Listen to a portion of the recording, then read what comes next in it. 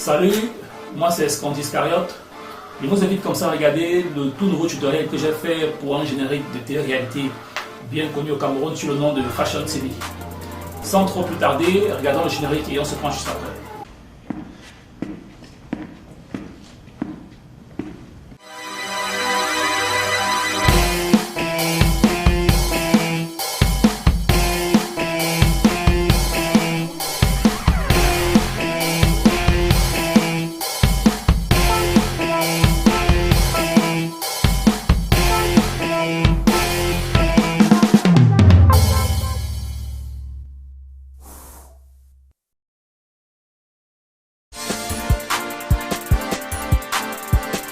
Comme pour tout projet du genre, j'ai eu besoin d'abord d'écrire un scénario.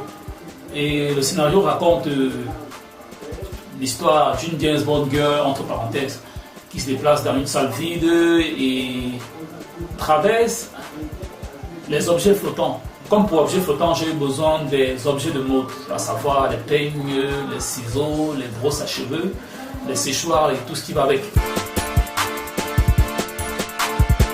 Une fois mon scénario écrit et mon découpage technique fait, je suis passé à la photographie, les accessoires de mode dont j'ai cité plus haut.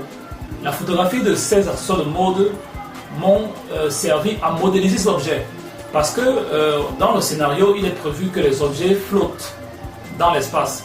Et ceci n'était possible que en utilisant les objets 3D. D'où j'ai photographié ces accessoires de mode sur différents plans pour ensuite passer à la modélisation 3D.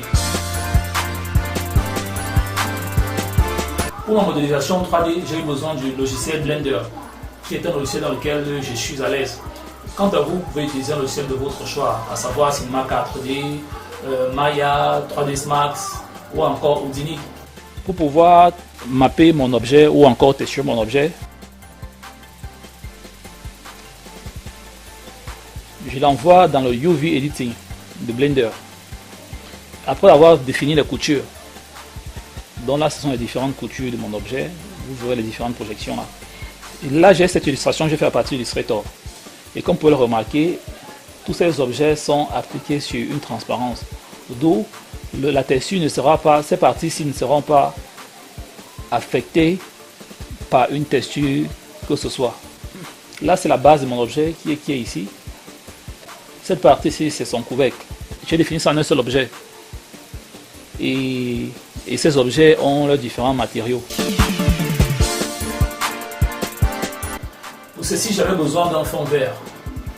J'avais besoin d'un fond vert, des lumières notamment, et d'un séchoir. Parce que non seulement j'avais besoin d'un séchoir réel et d'un séchoir virtuel. Ce séchoir virtuel, je l'ai fait en 3D d'ailleurs.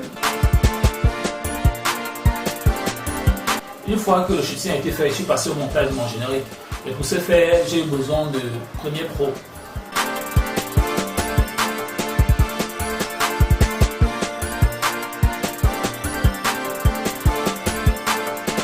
Une fois que le montage a été fait, j'ai recours à After Effects pour le compositing final. Pour mon chroma key, j'ai utilisé Primat Key pour pouvoir extraire le vert que voici. Mon personnage est sur mon fond vert. D'où j'applique mon masque, je définis cette frontière pour pouvoir exclure ces parties non désirées. Et Curve m'a aidé dans la correction colorimétrique. Une fois que le fond vert a été extrait, les images ont tendance à devenir pâles, à perdre en ton. D'où pour rattraper cela, j'ai utilisé Curve. Vous verrez une différence. Sans Curve, avec Curve. En français, Curve c'est courbe, hein, pour ceux qui utilisent After Effects en français. Là, ce sont mes objets de mode que j'ai animés de la gauche vers la droite pour donner l'impression qu'elle avance dans les objets. Ça, c'est pour le plan où j'ai pris Caroline de profil, mon personnage principal. Et voilà ce qu'on obtient. Ici, ces objets sont en premier plan et ces autres-là sont en arrière-plan. Là, vous allez remarquer, j'ai créé un reflet sur le sol pour qu'elle ne fasse qu'un avec l'espace dans lequel elle est située. Là, c'est son reflet. Vous remarquerez que j'ai dû appliquer des masques pour délimiter certaines surfaces. Et dans le compositing, il faut rappeler que j'ai créé des flous par endroits. Il fallait créer une isopore mécanique.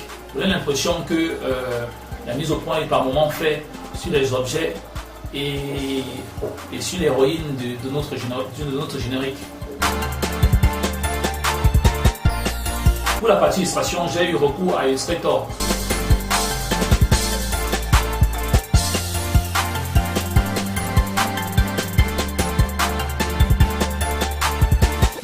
Pour la programmation musicale, j'ai utilisé Fruity Loop Studio 9, qui est un logiciel que je maîtrise bien d'ailleurs. Fashion TV 3, nom du fichier. En gros, ça donne ça.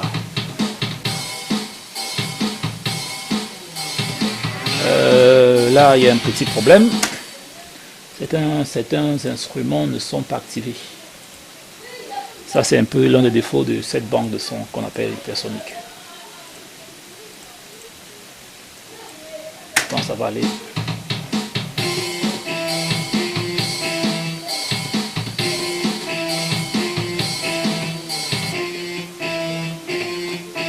C'est ça la programmation que j'ai faite pour respecter le thème et le ton de l'émission. J'espère que vous avez aimé ce tutoriel. Pour plus de vidéos, rejoignez-moi dans mon compte YouTube à l'adresse qui s'affiche juste au bas de votre écran.